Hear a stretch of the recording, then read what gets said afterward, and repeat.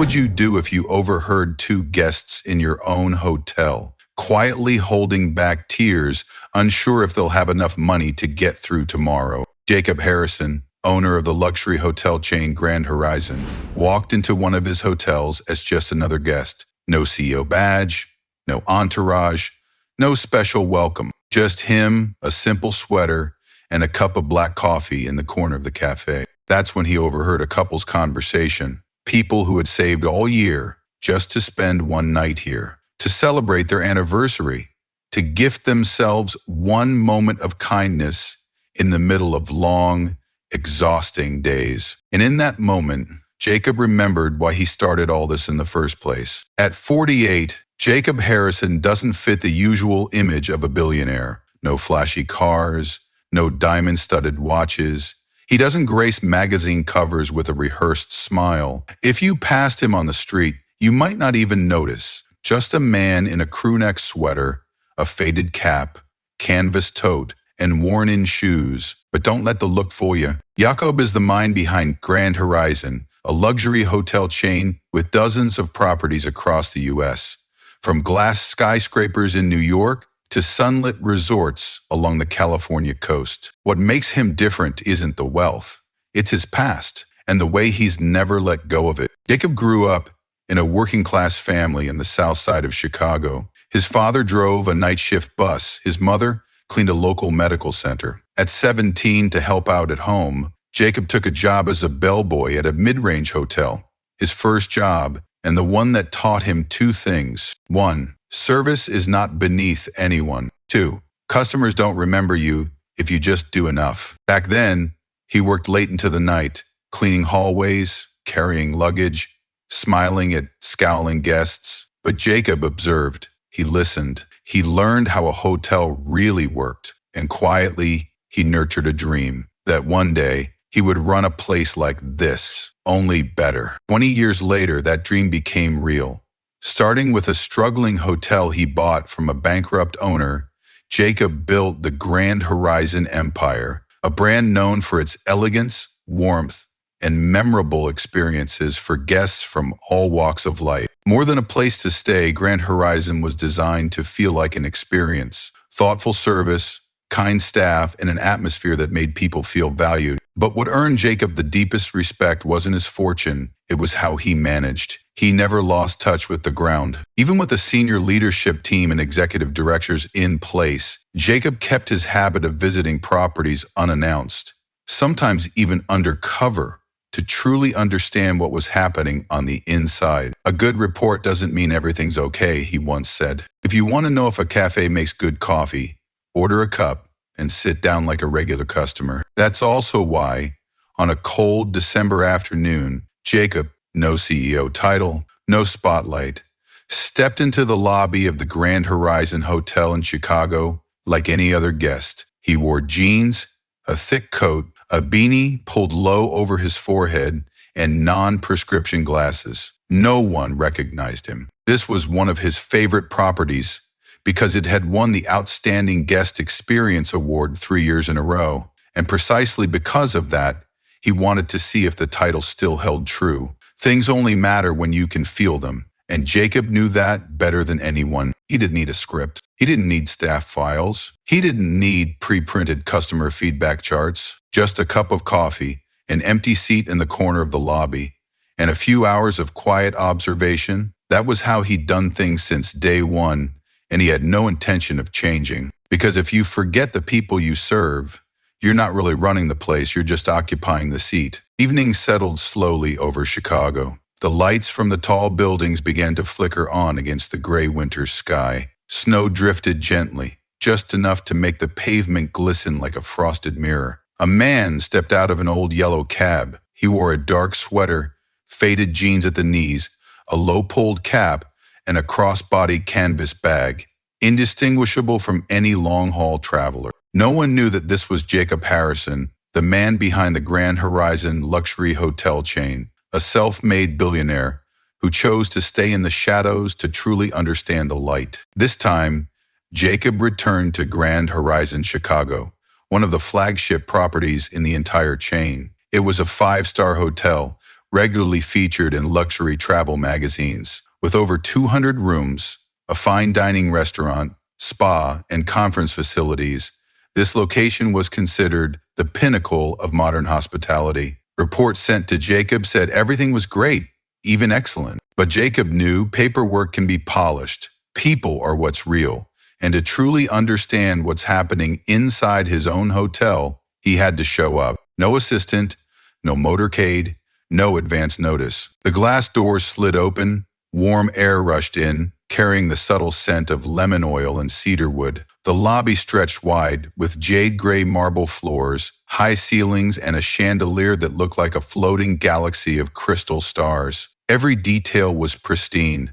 The front desk gleamed, velvet armchairs and deep navy lined the lounge, and soft instrumental music played from hidden speakers overhead. Jacob walked slowly, letting himself feel everything as a real guest would. This space, he once pictured it in his mind as a young bellhop, back when he'd stare up at the cracked ceiling of an old hotel and dream of building a place where guests would be welcomed like old friends, not just assigned a room number. He walked up to the front desk. A smile greeted him from across the counter. A young woman, hair neatly tied back, bright eyes, and a warm voice. "Good evening, sir. Welcome to Grand Horizon. I'm Emily, happy to assist you today." Jacob smiled and gave a small nod. "I have a reservation. The name's Jake. Jake Mason." Emily quickly pulled up the booking on her screen, her fingers gliding across the keyboard with practiced ease. "Yes, Mr. Jake. You booked a standard room for one person, 2 nights. Your room is on the 10th floor, City View. If you'd like to upgrade, we currently have deluxe rooms available, and I can offer you a special rate today." Jacob pretended to consider for a moment, then shook his head. "No, thank you. This will be just fine." Emily kept her smile. She handed him the room key card, a small hotel map, and breakfast buffet details. "Elevators are to your right. If you need extra towels, pillows, or have any special requests, just dial 0 from your room phone. Wishing you a wonderful stay." Not once did Emily show fatigue or impatience. Her voice was calm, her eye contact steady, her posture upright. Exactly the kind of professionalism Jacob expected from a front desk staff member. He took the key card, began walking away, then paused briefly to watch her. Emily had already turned to assist an elderly couple, patiently explaining every detail of their package. Jacob gave a small nod. Having someone like that at the front desk is a good start, he thought to himself. Still, he knew, a good hotel wasn't made of just a nice lobby and a kind receptionist. What mattered lay beyond, down the halls, behind the kitchen, through the staff-only doors, the places no report ever fully described. But at the very least, the first night began with hope, a space that held up to its reputation, and a staff member like Emily, enough to make Jacob believe there was something here worth protecting. That evening, the Grand Horizon lobby glowed with quiet elegance. Soft golden lights spread across the marble floors. Gentle jazz music floated from hidden ceiling speakers. Jacob chose a tucked-away corner in the lobby cafe, where he could sit quietly and observe without being noticed. He ordered a plain black espresso, the same drink he'd relied on during sleepless night shifts years ago. The chair was plush, the table spotless, and everything was by the book. But Jacob wasn't focused on the lighting or the furnishings. He was searching for something else, the real feeling of guests staying here. Not long after his drink arrived, he overheard a conversation from the table behind him. A man's voice, deep, weary. A woman's, soft but trying to hold steady. "I don't know anymore, Mia. You saw it. Just one night here costs as much as a month of utilities at home." Jacob raised his eyebrows slightly. He wasn't trying to eavesdrop, but at that distance, in such a quiet space, the words practically drifted into his ears on their own. "I know," the woman replied, her voice gentle. "I hesitated a lot before booking, but today is our 5th anniversary. I just thought we needed something to remember." The man, Jacob now knew his name was Alex, let out a long sigh. "I still haven't paid off last month's hospital bills for Mom. And this month, I've been working overtime 3 weeks straight. Honestly, I feel guilty just lying here and enjoying this." The woman, Mia, hesitated. "I understand, but I also feel like if we don't make time for each other now, who knows when we'll get another chance." Jacob sat completely still. What sounded like a private conversation between strangers struck him deeply. It pulled him back to his 20s, back when he used to sleep behind the hotel front desk because he couldn't afford rent, when he worked extra hours to cover his mother's medication. Same hospitals, same sense of helplessness. He remembered that mix of hope and guilt, the constant choice between living for today or saving for tomorrow. From the perspective of a successful hotelier, one night at Grand Horizon was just a night. But from Alex and Mia's point of view, it was the result of months of saving, a special moment paid for with effort, love, and sacrifice. Jacob remained silent. He didn't turn around. He didn't interrupt. But his gaze turned distant. Something inside his heart began to shift. It had been a long time since anyone reminded him of the value of a single night stay. Hotels had slowly turned into numbers, metrics, and reports. He still cared about service quality, but had started to forget who actually needed that service. Now, after hearing their story, he didn't just see two guests, he saw his younger self. They ended their conversation with a quiet hand squeeze. No complaints, no drama, just two people trying to hold on to a little bit of light in a hard world. Jakob stood up after they left. He didn't approach them, didn't make conversation, didn't let anyone know he had heard. But inside, a decision had already taken shape. That night, he didn't jot anything in a notebook or send any reports to headquarters. He just typed a single line into his phone. People like them are the reason I started and the reason I must keep going. The next morning, winter's sunlight filtered through the large curtains of the Grand Horizon lobby, casting a soft glow on the marble floor. Jacob sat in the breakfast area, still wearing the simple baseball cap and his plain gray sweater. He chose a small table facing the glass windows, stirring his coffee slowly, but his eyes were fixed on the table in the distance. Alex and Mia were sitting across from each other, having a modest breakfast. No fancy extras, no fresh orange juice or cappuccino, just toast, a few slices of fruit, and quiet, warm glances exchanged between them. Jacob knew he couldn't let them leave as just another passing thought. Something within him needed to understand more, not as the owner of a hotel chain, but as someone who once knew poverty, who once fought for every dollar, who knew the pain of fearing you might lose a loved one because you couldn't afford their treatment. He picked up his plate and walked over to them with a friendly smile. "Hi there," he said, in the casual tone of a fellow traveler striking up a random conversation. "I'm Jake. I'm traveling solo, thought I'd join someone for breakfast to break the quiet.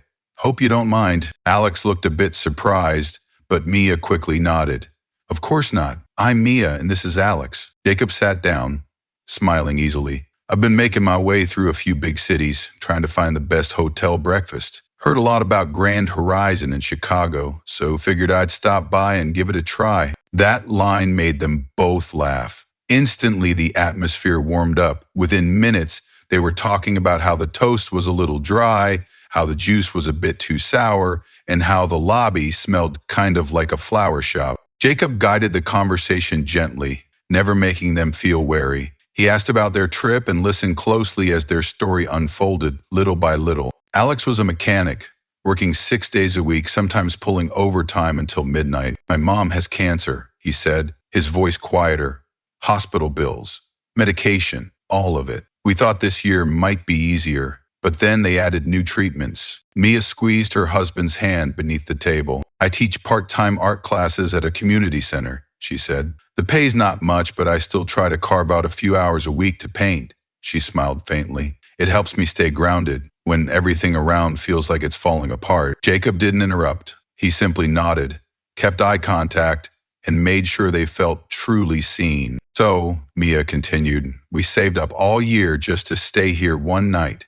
Not because of the hotel, but because we needed to remember that love still exists, even when we're so exhausted we feel like giving up." No one spoke for a while. Jacob felt a lump rise in his throat. Despite his success and the hotel empire he had built, he had never forgotten the feeling of helplessness, of having to choose between medication for his mother or a proper meal. It was people like Alex and Mia who had inspired him to build Grand Horizon, not to showcase luxury, but to create a space worthy of quiet sacrifices. "I'm really glad I met you two," Jacob said finally. Your story is truly inspiring. Alex gave a modest smile. We're just trying to live with dignity. They parted with a firm handshake. Mia looked at him with sincerity in her eyes. Thanks for sitting with us. Sometimes talking to a stranger helps lift a weight off your chest. Jacob nodded, but deep inside, a major decision was already taking shape. And this time, it wasn't about changing a logo or upgrading room service. It was about rediscovering the true meaning of the word guest in hotel. As Alex and Mia walked hand in hand through the glass corridor on the ground floor, Jacob remained seated, deep in thought. The conversation they just had wasn't something he could brush off as a passing sentiment. It lingered, and he knew that listening wasn't enough. When you have the power to make change, there are things you simply cannot ignore. He took out his phone and called the front desk. On the other end, Emily's familiar voice answered. The receptionist who had greeted him yesterday, always warm and attentive to every detail. "Emily," Jacob said quietly, his voice calm and steady, "I need your help with something small. It's important, but please keep it completely confidential." "Yes, sir, I'm listening." "Here's a couple, Alex and Mia. They're staying in room 412. I want to cover their entire stay, everything, room charges, breakfast, minibar. Put it all on my account, but please don't tell them it's from me. Just say a guest wanted to offer them a small gesture because their story was touching." Ellie paused for a moment, then softly replied, "Understood. I'll take care of it right away. Honestly, I was moved by them too." "Thank you," Jacob said, and hung up. He stood up and walked down the hallway toward the elevator. No one paid attention to the middle-aged man in a simple sweater. No one knew that he had just done something that might change the way two people saw the world. Around noon, Alex and Mia returned to the front desk to check out. Though they had only stayed one night, their faces were glowing, partly because of the precious time they had shared, and partly due to those rare moments of peace amidst life's chaos. Emily smiled as she saw them approach. "Good afternoon," she said gently. "I have a little surprise for you." Alex frowned. "What kind of surprise?" "Your room and all additional charges have already been taken care of. A guest overheard your story and wanted to gift you this stay. I've been asked not to reveal their identity." They froze. Mia looked at Alex, eyes wide. "That can't be," Alex murmured. We didn't tell anyone anything."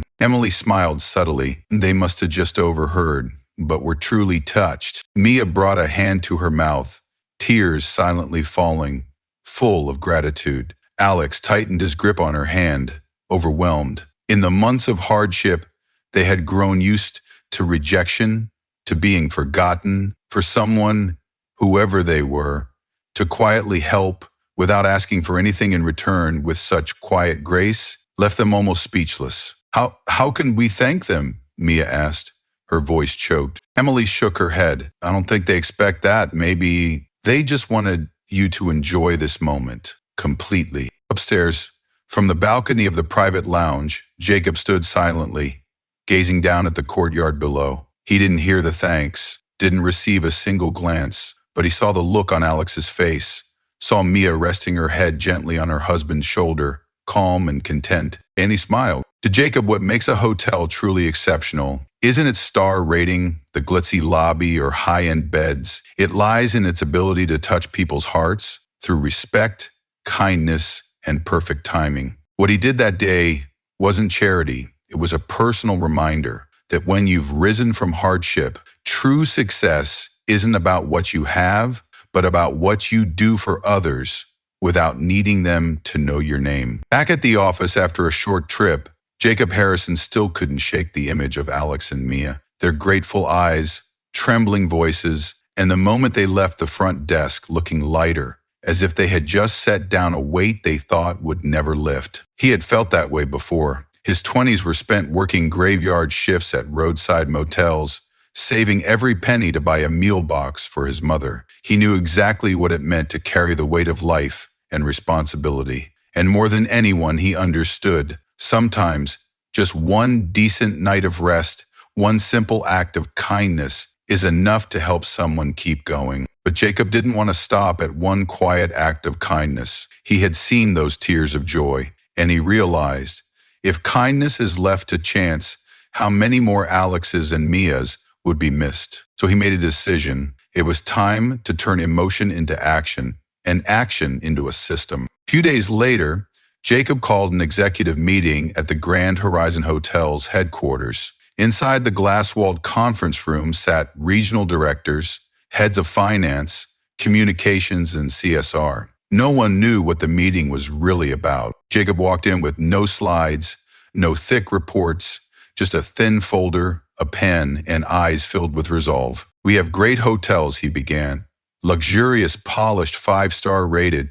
But I want to ask something honest. If a working-class family, burdened by illness or unemployment, can't afford even one night here, then what do those stars really mean to them?" The room fell silent. Jacob continued, this time with a steadier, lower voice. "Last week, I met a couple at our Chicago branch. They had worked themselves to exhaustion just to save up for one night at our hotel, to celebrate their anniversary. The husband is caring for a mother with cancer. They didn't know who I was, but they reminded me of the most important truth. A hotel isn't just a place to stay, it's a place that holds hope." Some looked down, some nodded slowly. Jacob placed the file folder on the table. "I want to launch a new program called Horizon Hope. This fund will provide free stays for families facing hardship due to illness, disaster, or loss. We'll partner with hospitals, community organizations, and charities